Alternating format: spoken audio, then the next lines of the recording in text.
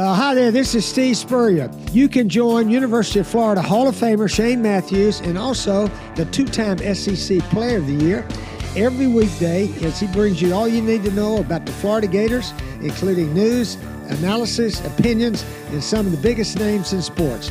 You can find him on Spotify, Apple Podcasts, Google Podcasts, or wherever you listen to your favorite podcasts. Or you can watch him live at 8 a.m. on Facebook, YouTube, or Twitter. Good morning. It's a live edition of PodUp with Matthews in the morning from the Crime Prevention Security System Studios, large enough to serve you, small enough to care. It's Friday. That means we'll have JC. And then second portion, we'll have Jeff Cardoozo, voice of Gator Baseball. Oh, love Big Red. Big Red. Big Red. Big Red. I coined him Big Red, and his voice is perfect for radio. He's very good at it. I like the way he called the game the other day against Oklahoma State. I actually listened to that because I didn't have ESPN3, and it was fun. It was a good experience. It reminded me of the 80s radio. Well, that guy there is JC, if you're interested in knowing who that is. He just chimed in when he wants. Oh, well. I don't You missed it last night. The Mavericks get blown out by the Celtics. Oklahoma wins their fourth straight national title. And Parker Valby continues doing what she does. She'll be the most decorated athlete to ever leave the University of Florida, in my opinion. She's only a junior. This is like her fifth or sixth national championship. And she's got more to come. So just a phenomenal runner. Yeah. And congratulations to her. JC is here on the Titan More Hotline, courtesy of Comfort Temp. Yeah. And big weekend. Huge weekend. Big weekend for the Gator baseball team. I mean, huge weekend for Gator baseball team. Got the Memorial, which is a great golf tournament with all the superstars prior to the U.S. Open coming next week. These baseball regionals are so great. I mean, 10 of the 16 regional hosts advanced. So 6 hosts did not advance. You had 5 3 seeds win, including Florida. Evansville advanced as a 4 seed, winning at East Carolina. And you've got 5 SEC and 5 ACC teams still alive. There's a lot of local regional interest in this. And that's what we are here in Florida, is a regional interest. I mean, we've got a team playing to get to the College World Series against the team I think they can absolutely handle in Clemson. Clemson is one of the smaller favorites of all the favorites in these 8 games or these 8 regionals, I should say. Clemson is the smallest favorite, I think. So Florida is getting a lot of respect right now. Everybody knows Florida's pedigree. I think other teams you should look at seriously, of course, is Florida State hosting. They're 3-0 this postseason. They've got UConn, but don't count out Jim Penders. The Huskies can play every 6 years, and they killed Oklahoma in the championship game of that regional. And then you've got West Virginia down there in North Carolina. They went 3-0 in Tucson. That's not an easy place to win. That's pretty impressive. So, listen, I think we've got some great matchups, and I love the SEC flavor in this, and I love the fact that we've got skin in the game here in Gainesville. I'm going to ask Cardozo, because it just dawned on me, if the Gators do win this series and go to Omaha, will we have the worst record of any team that's ever gone there? I don't know what Ole Miss's record was 2 years ago. So yeah, maybe that's the only thing that jumps out. So he'll probably know. He will know that, I'm sure. Text on the Titan More text line from Daryl. Good morning, guys. As you both know, I run the chains. He's on the chain gang at Clay High School on Friday nights. Right. Blue Devil. He says, I'm thinking of asking the AD for an NIL deal. You should, Daryl. You should. Well, I don't know, Daryl. I think your role needs to be defined in other ways than just a chain guy, because they can probably find other people to do that. But I would never discount the job you do in Blue Devil country, Daryl. You've been a great listener and viewer for decades of this program. And Dan says softball needs some NIL money. Yes, our man Joe from Titan Tomorrow is doing a phenomenal job there. Yeah. Andy asks, is there anybody else we can poach from Oklahoma? Oh, there'll be a lot of Oklahoma girls going to portal. They, as I mentioned, God, if I heard it correctly, there was so 3 many catchers on their roster last year. It's either 3 or 4. They were all playing for different teams in the Women's College World Series. Obviously, one girl was still there because she was the Oklahoma catcher, but Jocelyn, and I can't remember the other two. But watching Hinsey play, I think her name is Hinsey, number 9. Watching her play, it is easy to understand why others did not play. That girl is amazing. Their girls are just different, man. They're so good. Yeah, they're so different. They're big and they're strong and they're very, very athletic. Oh, it doesn't seem like a fair fight. Not to mention, you got to play in front of 20,000 fans that they have there. I mean, it's just not. Texas had no chance to win that, and we all know it. And that should make you really feel good about the way Florida stood up to them and hit them back, and threatened to eliminate. Think about that. They were up 5-3 or 5-2 or something like that, 4-2. They were there. They were right on the doorstep, about to ruin the world in college softball. So feel good about that, fans. So mentioning the Gators' record in baseball, we got great listeners who love to do research. Joseph says the Rebels were 45-22 in 2022. Oh. Well, how is that? They were the last team in. My God. And then Brian on YouTube, brought to you by Quality Plumbing, says Fresno State was a 4 seed in their regional when they won the 2008 title. They are still the only team to lose 30-plus games in a season and win the national title. There you go. Great history. Good research there. Yep. Who needs ESPN? We've got it right here on this program. I think of the regionals, the one that really is intriguing and that I think is really going to be fun to watch is Kentucky and Oregon State. Oregon State is a 3-time winner of the College World Series. They have a good roster, very strong. Kentucky has been doing it all year long, this way or that way, but I think they're beatable. So I would say that's going to be a regional. Really keep your eye, as would be the Georgia-NC State regional. Georgia has 145 home runs this year. NC State has 89 home runs this year. The ball could be flying all over the place in Athens. So that's going to be a regional you definitely want to keep your eye on as well. And like I said earlier, West Virginia's 3-0 in the postseason. They swept through Tucson, as did Florida State, but Florida State played in Tallahassee. So I fully expect Tennessee to beat Evansville quite handily in 2 straight games. But I think the rest of these are very competitive. Maybe Texas A&M shouldn't have a whole lot of problems with Oregon. But I think the rest of these regionals are almost coin flips, honestly. Now, I think FSU could beat UConn, but don't discount UConn. And Penders gets a lot of effort out of those guys, and what they did to Oklahoma was pretty impressive. Who was that again that upset Oklahoma? UConn. That's right, the Husky. They've won two regionals in the last 3 years. It's an impressive program that Jim Penders has. And, the fact is they never host. They never play at home. They're always traveling. And it makes sense. I understand it. But that's a very, very difficult place, I would think, to recruit great baseball players, if you think about it. Connecticut. So give that coach a lot of credit for building a roster that is highly competitive and is 2 wins away from going to Omaha. My goodness. UConn. Yeah, I mean, what if they were to turn that trick with basketball and baseball back to back? That can't happen. There's no way, right? Yeah, KC on Facebook Live, brought to you by Mel Law, says, how was Cags not a finalist for the Golden Spikes? Yeah, he wasn't one of the top 5. We'll ask Cardozo his thoughts on that. Sometimes these people that vote for the Heisman Trophy don't watch a lot of games either. Maybe that's the case in baseball as well. JC, let's get a recap on our Peachland Dental picks for the Memorial. Let's see. Some guy named Scotty Scheffler is 1 shot back. You picked him.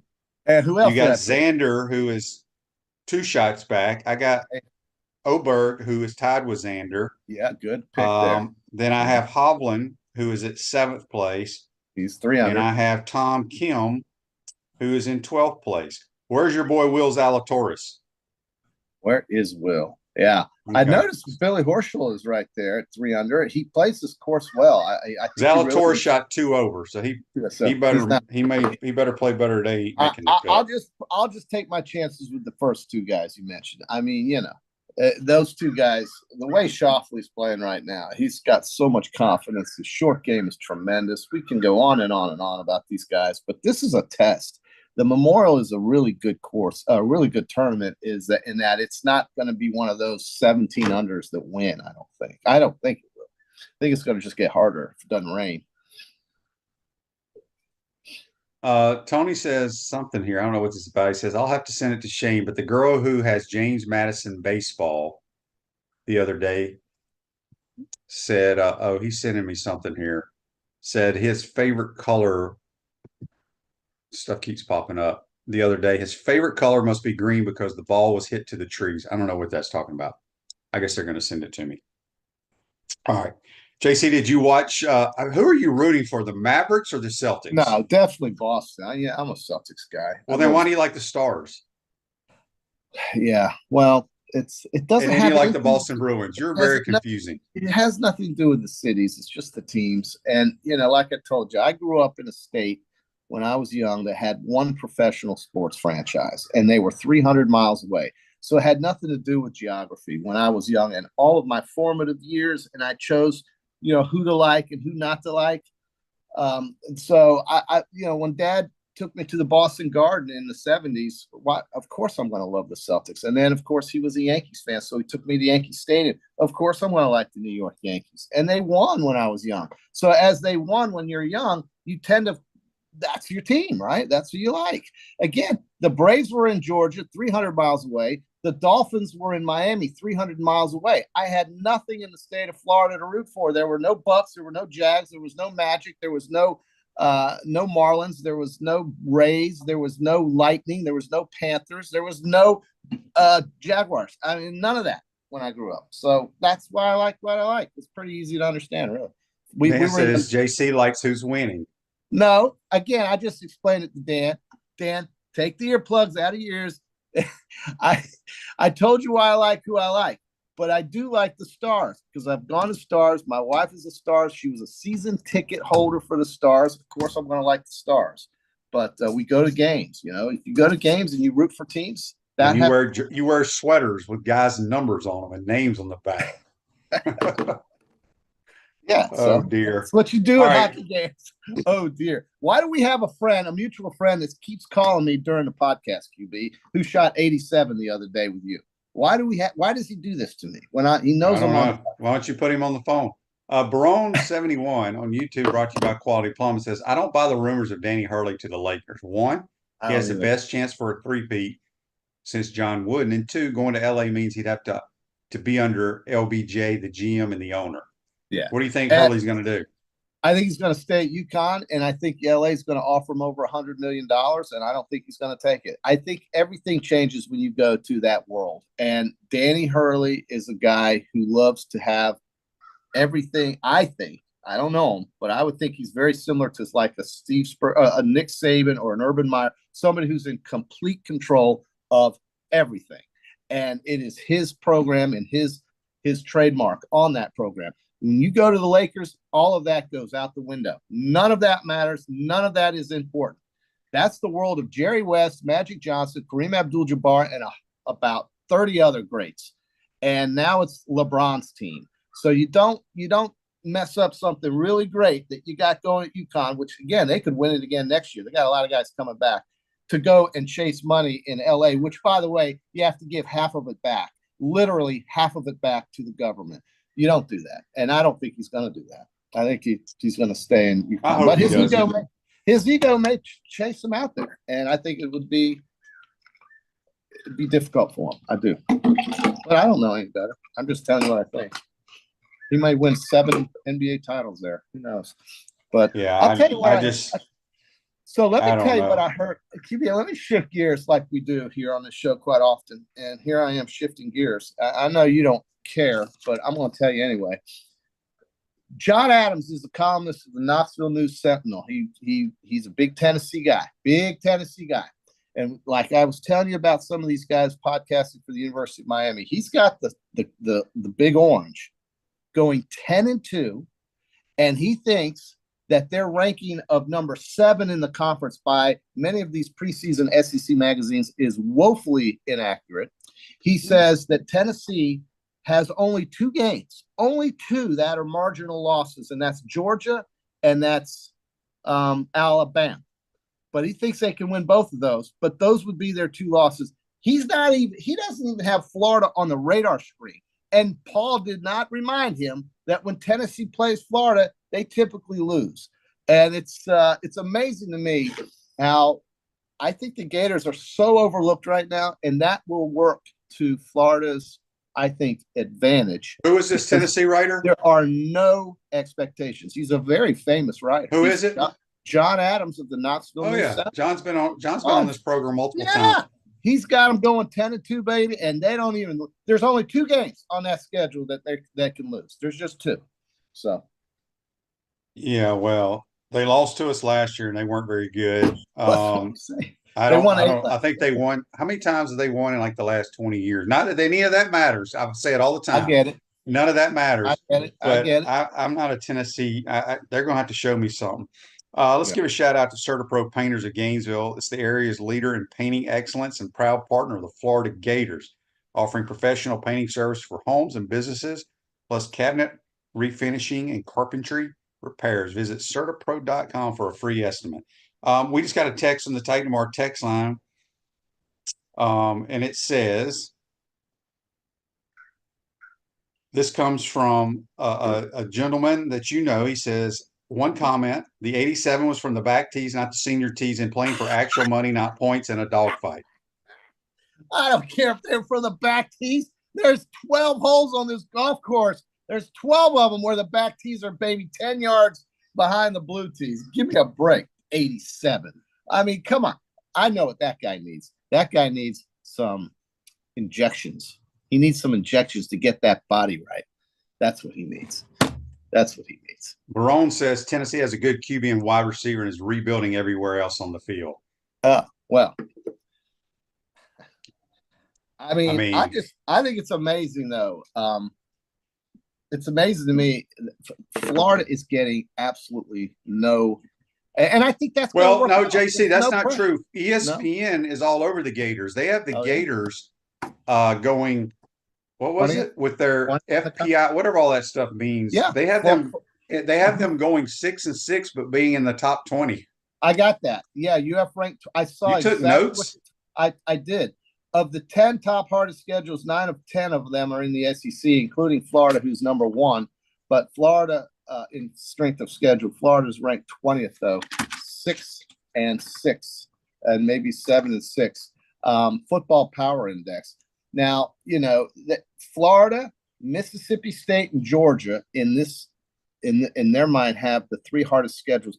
Of the 10 hardest schedules, 9 teams of the 10 have the hardest schedule are SEC teams. UF is 1, Mississippi State 2, Georgia, Kentucky, Auburn round out the top 5, followed by Alabama, Oklahoma, Tennessee, Georgia Tech, and then Texas at number 10.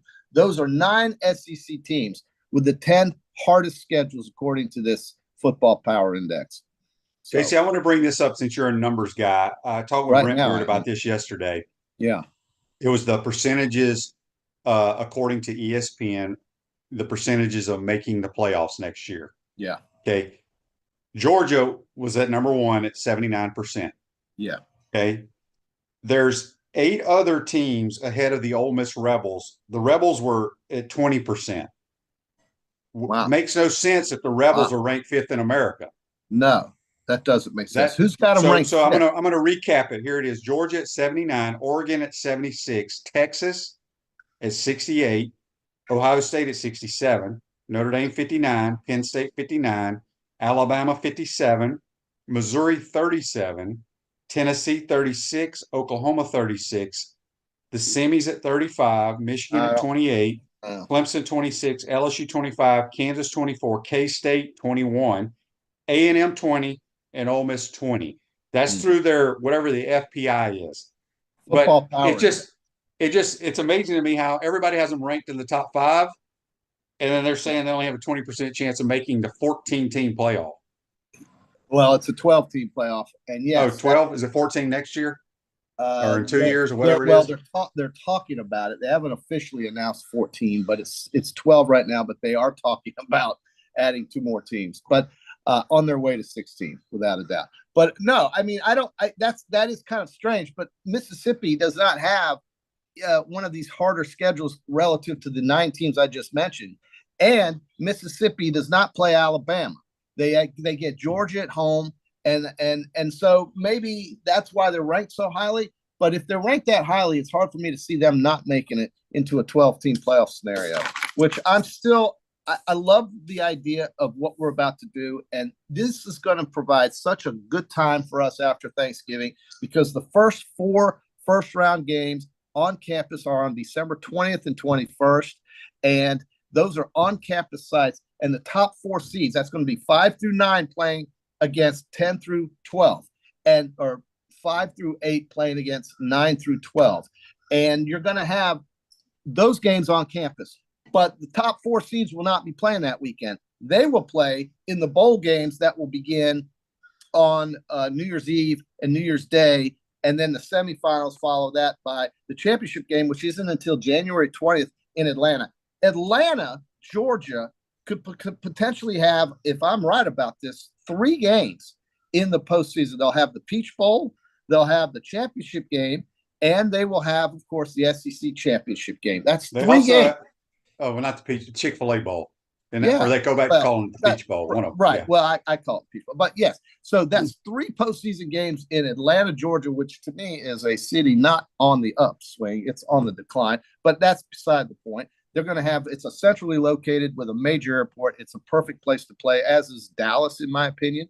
So these are places where we're going to see college football. The Cotton Bowl is going to have a semifinal game. That's in Dallas. The Orange Bowl is going to have a semifinal game on January the 9th. That's in Miami. And the best thing about all of this, QB, in the postseason is that these games are all going to be at 7:30, not 9:15. We're going to have the championship game at 7:30 on the 20th. We're going to have the semifinal games at 7:30 in the Orange and Cotton Bowls. And we're going to have the quarterfinals, which was the Fiesta Bowl on New Year's Eve, and the Peach, Rose, and Sugar Bowl on New Year's Day, all within the time parameters that we are used to, with the Sugar Bowl being the last game at 8:45, which is fine. That's in New Orleans. New Orleans never sleeps anyway, and you're going to watch it from start to finish. So I think the college football playoff schedule is great, and I think the only problem we have is that the teams that get the bye are going to be asked to travel to literally, 3 neutral site games before being called a champion, and that's tough on a fan base. So fan bases are going to have to pick and choose what they see or what they go to if they choose on traveling to any of these games, which I know they will.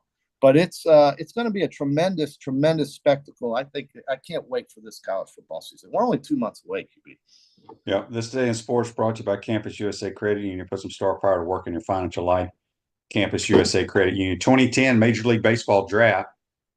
Southern Nevada outfielder Bryce Harper was your first pick by the Washington Nationals. What a pick. And he did well in Washington. He's pretty good. God, is he good. He is so good. Philadelphia and New York, if New York stays healthy, there's no doubt in my mind. Juan Soto has forearm soreness. That's not good. We don't like to hear about that. But right now, he will get the Empire State Building if he stays healthy and they win. He's a guy that prides himself on playing every inning of every game during the season. He never takes a day off. He loves being an Iron Man. He is doing so well in New York, hitting .322. If he is taken out by injury, that's going to really hurt the Yankees. But if he plays throughout the season and finishes with these kinds of numbers, they'll give him the freaking Statue of Liberty because he's not going to leave New York. There's no chance that guy will get out of New York City because he's done so well in that short porch at Yankee Stadium. He is a no-brainer for the Yankees if he stays healthy. And I think he's going to get the MVP if he keeps playing this way. Andrew says on YouTube, brought to you by Quality Plumbing. Sorry, JC, but Alabama is going to be dog water this year. Well, who says that? Andrew. Well, I mean, okay, why? Tell me why. Oh, I'm not. Andrew just put that on there. I just read it. Well, okay, go try and tackle Jalen Milroe. I mean, unless you get to the backfield, you're not going to tackle him. But we'll see. I mean, they've got a lot of new players, but these guys are not shabby. They're not players that it's not a rebuild in my opinion. It's a reload. That's the way I look at it. I mean, their schedule is challenging, but they don't play Texas. They do not play. They play Georgia at home, and they don't play Mississippi. Okay, so you don't play Texas. You don't play Mississippi. I mean, they can handle Arkansas and Mississippi State, and Tennessee. Good God, LSU. We always beat LSU. So I mean, whatever. We'll see. Andrew. Andrew's my middle name, by the way, QB. Did you know that? I did not. Barone71 says on YouTube, brought to you by Quad Plum. I love the under 9.5 wins for the semis. They lost way too much, and the QB play is going to be poor. I agree with that. Yeah, you do. You've never been high on Florida State. I can't see how they repeat the year they had last year because of that one reason. The guy taking the snaps. But they also had a lot of really good players around him. They're all gone. Did. Yeah, I mean, you've now that doesn't mean they didn't add any good players, but I'm telling you right now, Jordan Travis was a great college quarterback. I still don't think he's a great thrower of the football, but he made plays. DJ, I've never been impressed with DJ ever since the first time he took a snap at Clemson. Yeah, neither have I. The game's too fast for him. He reminds me of an immobile Justin Fields when he throws the ball. He's just a little late on these passes. I mean, that's just the way I look at it. Now, Justin Fields had no protection. He was running for his life. DJ can't do that. He's more of a pocket guy, right, QB? Or is he a runner? I think he's a pocket guy. Yeah, I mean, he's not. He doesn't have great feet. He's a big guy. He can run. They'll probably call a little quarterback power with him a little bit here and there, but So. Well, I don't know. I just was stunned to hear John Adams, who has been around forever. He's got the Vols 10-2, and they don't even. Well, maybe he wants clicks, JC. Maybe he wants people to listen to his show, read his articles, follow him on Twitter. Is that what you do, QB? Do you go for clicks? No, maybe I should. Well, I don't know. QB, say some things out. Get out there and go. Make some. You made a. I'm saying it right now. If we don't go 5-0, I'll be one pissed off dude. Really? Yes. You wouldn't be happy with 4-1? No. You would not be happy with 4-1. I honestly, in those 5 games, I do not see a team that's better than us. Okay, but tell me, do you think Miami's better than us? Even though you're a loyal subscriber to this stupid podcast you listen to. Dude, I'm just reporting from the other side. We cannot lose at home. Then we play Sanford. Good Lord. Let's not a few years ago they scored like 50 on us. Okay. They did. Okay, say we win that. Then we have who do we have next? Is it A&M? Yeah. Okay. The Aggies got to come here. New coach, new system. I think A&M's a great program. Their fans are great. They're going to come here and do all their crazy chants and cheers. Yeah. But we got to win. You're going to win it at home. I'm going cool by home. Okay. And I don't think they're world beaters. No, and then they're not. Then I think we go to Mississippi State, which they're going to have a new staff, new coach, now they got an offense that can cause you some problems, but I just think we're better than they are. And then I think we're better than UCF, even though we've lost to them every time we've played them, but we never played them with a real team. No, that's KJ Jefferson.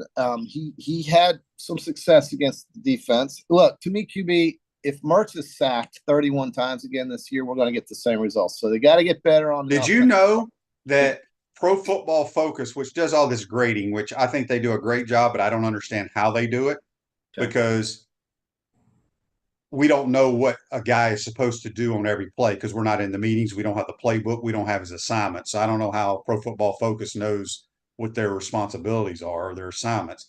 However, they have the Gators having the 10th best offensive line in America. Well, there's no basis for that. They're just saying it to maybe get clicks. Well, no, they do statistical analysis. Well, okay, here's a statistic for you. The poor guy was sacked 31 times last year. And the problem also— Well, I believe your quarterback in the last couple of years has been sacked a bunch too. He was, but he got to the Final Four. But listen, the problem is, as you have correctly said, and as I have agreed, is on the other side.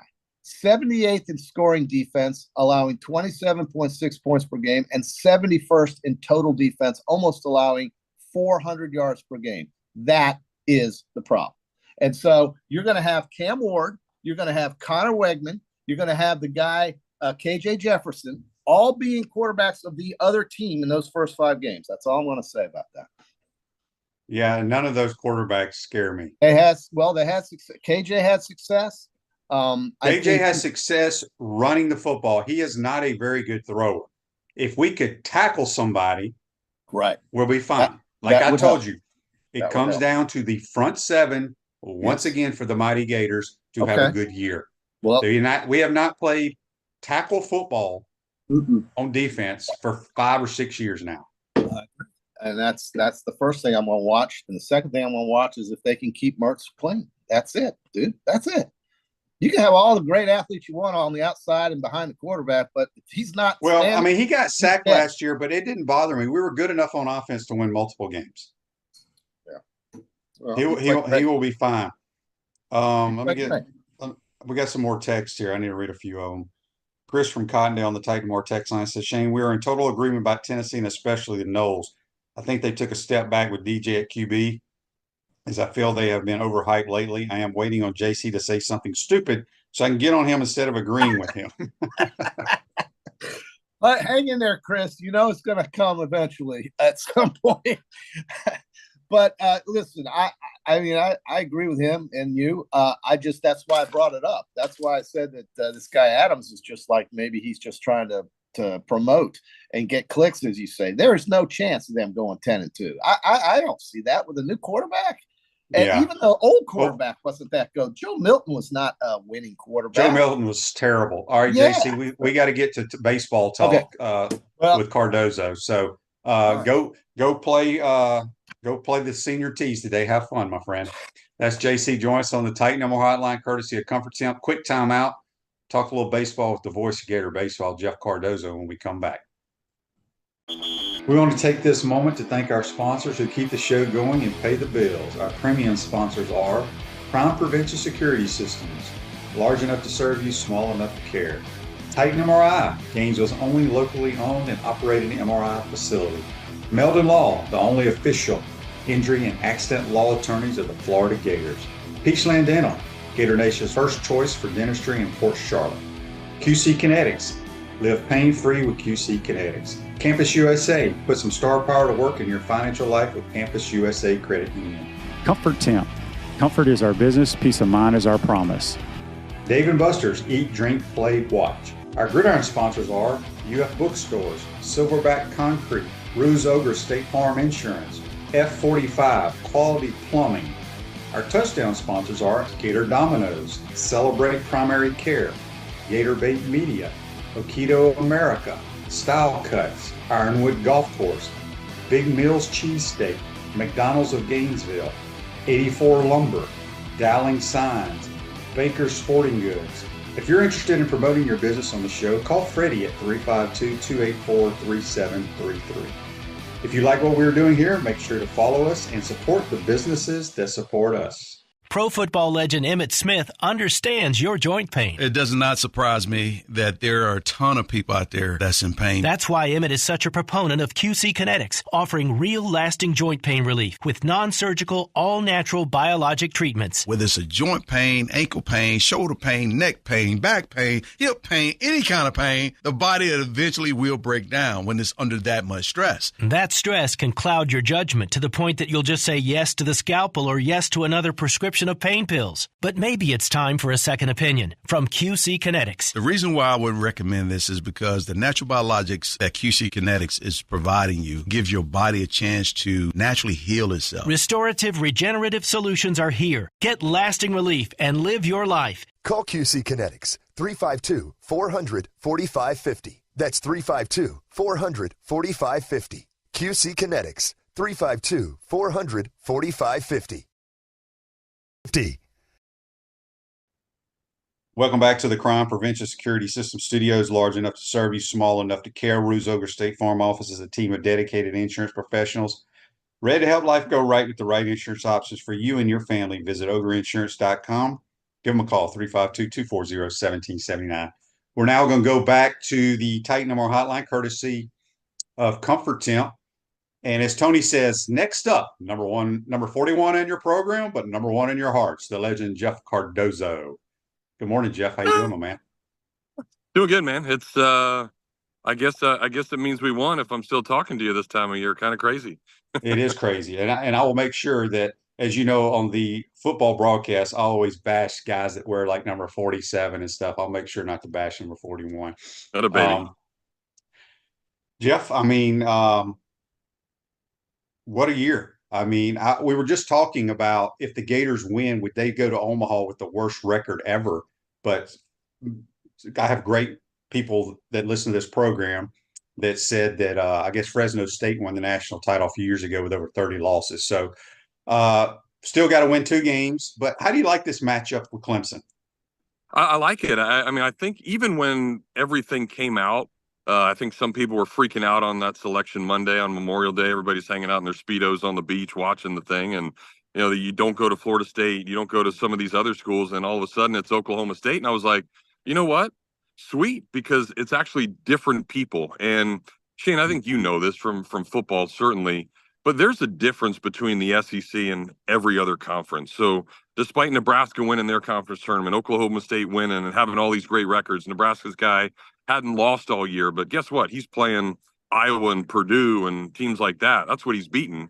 And all of a sudden the Gators throw 11 hits on him in 3 innings. So I think the competition of what Florida had to go through all year was a big part for them. Now, I'm not saying the ACC is slack by any means, but they have 5 teams in, just like the SEC has 5 teams in. So they're going to be good. Clemson hasn't been there in a really long time. Crowd's really gotten behind it, but they've got 4 guys with double-digit homers. They've got a couple of nice arms, but it's nothing you haven't seen day in and day out in the SEC. So you just have to execute. To me, that's what it's all about. If Florida can do what it's supposed to do and get contributions from the bottom part of the order, they'll be going to Omaha again, which is just nuts to think about.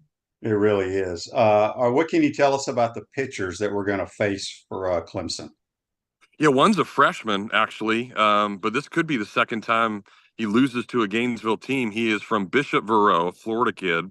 And when Austin was a sophomore a couple of years ago, they came to Buchholz, and Austin threw a complete game against him, beat him 3-2. So that'd be kind of cool. But he's had a great freshman year. He's nasty. So I think he'll probably throw the second game, would be my guess. They've got another guy that's a veteran that they might choose to pitch the first game. Really high-end guy, but he walks a ton of people. He's a lefty with really good velocity. But again, people have seen that in the SEC. So maybe he'll be wild that day and the Gators can get to him. So I think they'll just have to be patient and get contributions. But, this time of year, everybody's going to have studs. But similar to us, we've got Liam Peterson, who's a freshman, but he's been the best pitcher that Florida's had lately. So anxious to see how those guys can handle this type of environment. Text on the Titan More text line from Daryl. He says, Jeff, how does Clemson's ballpark compare to Condren? I'll be listening to the broadcast tomorrow with the TV volume down. I do know this. When I was there it's longer than that. I guess it was when my son, after his sophomore, we went to the Clemson one-day camp, walked across the street to the baseball field. Correct me if I'm wrong. They have like that old school, no warning track, but where the warning track's supposed to be, it's like a little hill to the fence, correct? It is. It's very small, so it's not like like Houston's ballpark a few years ago when you saw that just obnoxious hill in center field. So it's a little subtle, but yeah, you won't have the feel on your feet. It'll just be grass the entire way out. So that'll be interesting. The ballpark plays a little bit smaller than what Condren is. So sorry, I'm getting my rental car. There's Dean over there. Say hi to Dean, everybody. He's great. Yeah, it'll play a little bit smaller. They've got a lot of seats in the outfield, which will be pretty cool to be a part of. But dude, their fans are ready. They bought up all the tickets. I know it was really tough for Gator fans to even get tickets. So they haven't been there in a really long time. I think the 2010 is the last time they made it to Omaha. So that's a long, long time ago. So they'll be amped up. Their lineup. Anybody we need to pay attention to? Are they a team that hits a lot of home runs, or do they have a high average? What do they do well? Yeah, really everything well. But they've got 2 guys with more than 20 homers, so some pop in the middle part of the order. 2 other guys with double-digit homers, but Florida has 7, so that's the difference. 7 double-digit homers for us, but they hit right around 300 as a team, so they'll be scrappy. They'll play some small ball at the bottom part of their order. They like to run a little bit. It's a team that doesn't make a ton of errors, just about 1 error a game, just over that when you look at the numbers. But I think the thing about them, Shane, and what I'm really anxious to see is they had to win 2 one-run games in their regional. And throughout the season, they came from behind 25 different times. So they've fallen behind a bunch, but they're a scrappy group that then is able to come back and win some games, somewhat similar to Florida. but they've had something like 21 run games. And when Florida's record looked the way that it did, I think the reason why it was bad because we had 8 1-run losses in SEC play. So think about if you win 4 or 5 of those, it's not even a question. Nobody's freaking out about getting into the tournament. So on one hand, you had Florida lose a lot of 1-run games. Clemson won a lot of 1-run games. And now it's just going to be who has more willpower to finish it off. Silverback Concrete builds firm foundations for generations. You stand on it, we stand by. We're talking to the voice of Gator Baseball, Jeff Cardoozo, on the Titan More Hotline, courtesy of Comfort Town. Tony wants to know where Jeff is playing golf. There is a beautiful golf course right on campus. So if you're taking your sticks, I don't know if you got time. I guess you will have a little bit of time. But Andy's question on Facebook Live, brought to you by Melton Law, is how surprising is Ashton Wilson's contributions in postseason play? Yeah, it's a cool story. It's this guy that nobody ever even heard of, and he turns out to be the MVP of the regional, similar to some quarterback that was like 8th on the depth chart way back when, right? Came back and won the SEC Player of the Year. Not to that extent, but it's fun because, Ty Evans was such a big part of the offense. He breaks his wrist. And then you had another freshman in Hayden Yost really start to swing it well, and then he tears his ACL in practice up in Georgia. So this guy hadn't even played all year, hadn't even started, and then you had to win 2 big games in Georgia, and he was kind of the table setter to get the offense going in the clinching game on Sunday. And then all of a sudden he just kept hitting. The guy has 9 hits in the regional, which is tied for the most. Some dude from Oklahoma State had 9 as well, and just erupts. So it's kind of a fun story. But I think every year you look at some of these runs that Sully's teams makes, there's always this random dude that comes out of nowhere and contributes. And to me, that's encouraging because last year, I don't know if they necessarily had that because they had everybody in the order that were studs. But, 2017, Nick Horvath all of a sudden wakes up. And, some of these other runs, it's been pretty spectacular. So maybe that's a clue that Florida's going to do something special. He's not scared, and I think that's the neatest part. I don't know if a dude can be inserted in the 3-hole right behind Cags and be able to make an impact like that. So, but we'll see. Clemson will pitch to him differently now that they know that he's got some firepower. Speaking of Sully, could be one of his best coaching jobs he's ever done. I mean, obviously, you'd love your record to be better, but nobody's going to convince me that midweek games matter. I don't think they do at all. But it was cool to see Sully dancing in the dugout in Stillwater. But just talk about what he's done. Obviously, this team is not as talented as we've had the last couple of years, but it seems like they're putting the pieces together. And I feel like they played in out of Stillwater like they didn't have any pressure on them, so to speak. Yeah. Is that true? No, I think it is true, and I think they have dudes that played for a national title last year, so it means something all of a sudden. Neely's on the mound with just this anger on his face, like he's a mean SOB, but that's what worked last year, and we never really saw that during the regular season.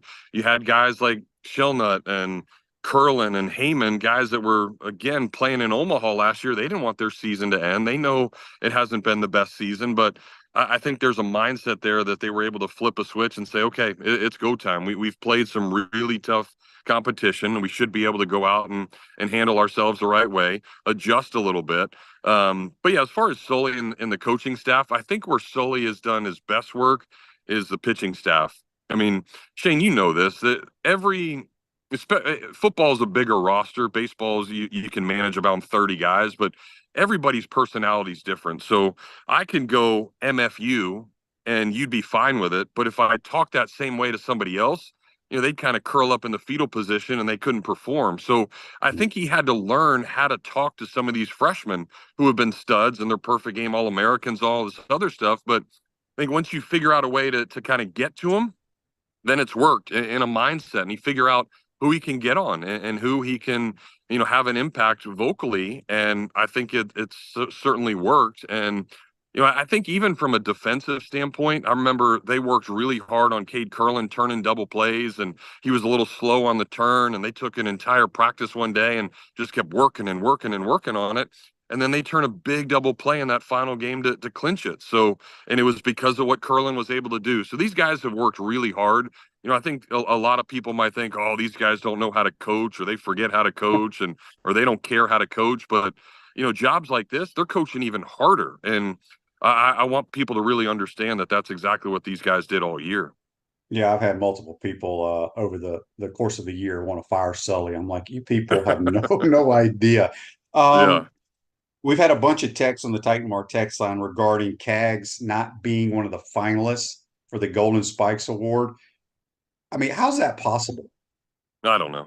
I think the cop out is because they have a John Olerud award, which is the best two-way player Mhm. award. So that's what they're going to say. Oh, we'll give him that award, but we'll give it to these other guys. But you do have to give credit to Charlie Condon. I mean, he had the year he had at Georgia was great. The kid from Oregon State, Benzana, he might be the #1 overall pick, and he had a tremendous year as a second baseman. And then Hagen Smith, who was in there, he actually had better numbers than Paul Skeens did a year ago. So I just think you ran into three guys that had three really, really great years, just like Cags did, and then they're going to be able to give that other award to Cags. But it is crazy. I mean, maybe the best Gator baseball player ever now is not going to win the Golden Spikes Award either year because you had a stud going against them each of those 2 years. It's kind of crazy. It really is. Text on the Titan Mark text line says, ask Jeff about his new sports card podcast called Mealy Pod. What can you tell us about that? Yeah, going to do that with Jameel from the Mealy Pop Shop every single week. It'll be fun. I don't know if you're a card collector. I used to be back in the day quite a bit, but I have all these cards like that aren't worth anything because they made 8 million of them back then. But just the idea of what the collecting world has done, and there's all these major league guys, NFL guys, NBA guys that are starting to collect. So I think we're going to bring some really cool interviews. We had the HBC on for the first episode, and we showed him his rookie card when he was punting, and he got a kick out of all that and some of the things that are going on. But yeah, we'll do that every single week. Have some great professional guests, some guests from the hobby that are talking about the right ways to secure cards, how to grade cards, and the value of cards, and all these different things. So yeah, I'm looking forward to it. It'll be a lot of fun. What was the head ball coach's rookie card worth these days? If you have a Gem Mint 10, which there's only 8 of them in the world, which is crazy, out of all the ones that have gotten graded, it's worth about $6,000. Wow. So, isn't that nuts? I bet Coach has some stashed in his house somewhere.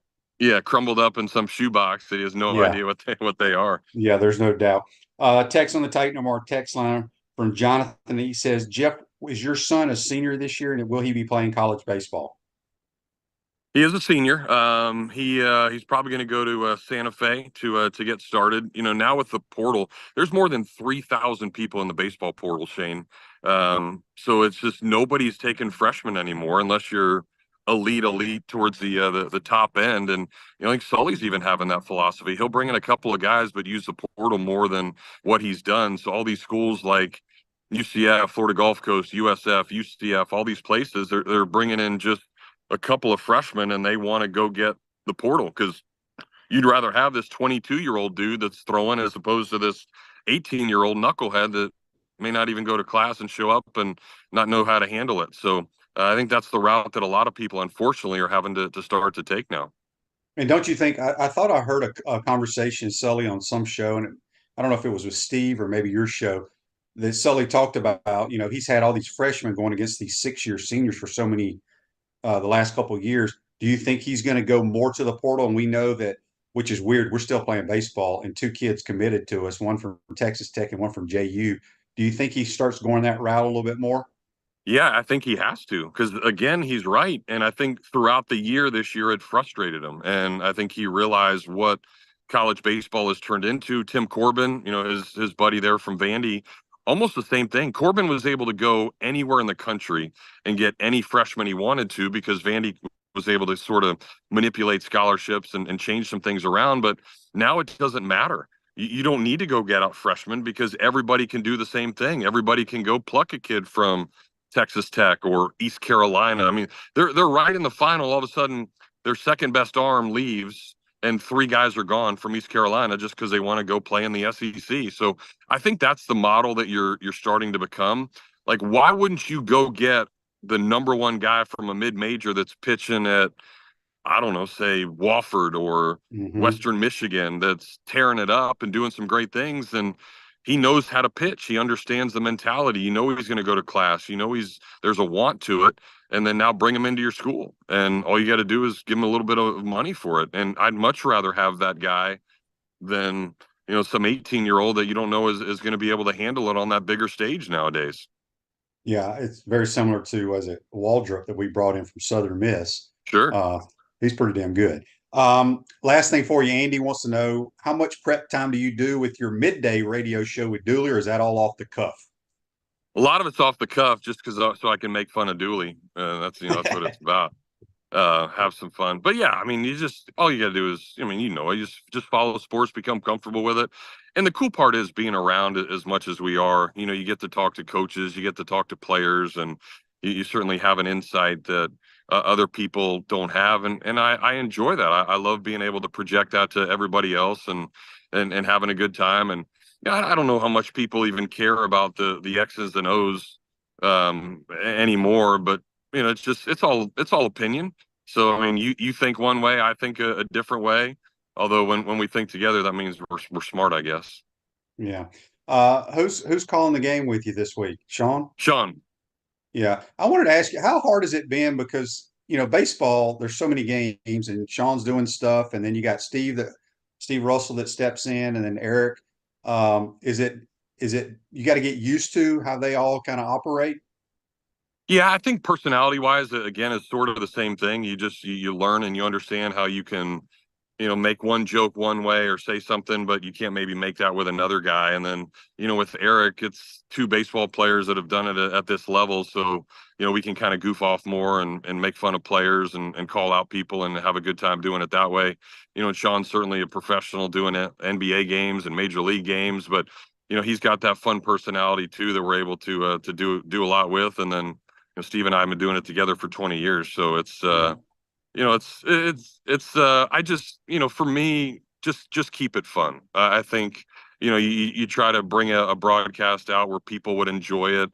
Maybe toe the line a little bit on some of the things you can say, but I mean, that's what we do on the tailgate too. I mean, you're at a point where, I don't want to be in some suit looking all hoity-toity. I want to talk sports like you're at a bar, and that's kind of what it's about. But also get the message across and the important stuff. But I take it seriously when you need to. I mean, I put in a couple of hours before each broadcast to make sure the football games and the baseball games are done the right way. And I'm just always going to be prepared for random things that pop up throughout a game. Real quick, explain these people about the brown-eyed handsome man. Yeah, I think, ever playing baseball since 5 years old, you always go to ballparks and you hear it and they're playing songs. So it's from the song Center Field by John Fogerty. And, there's a line in it, round and third, heading for home. He's a brown-eyed handsome man. Anyone can understand the way I feel, blah, blah, blah.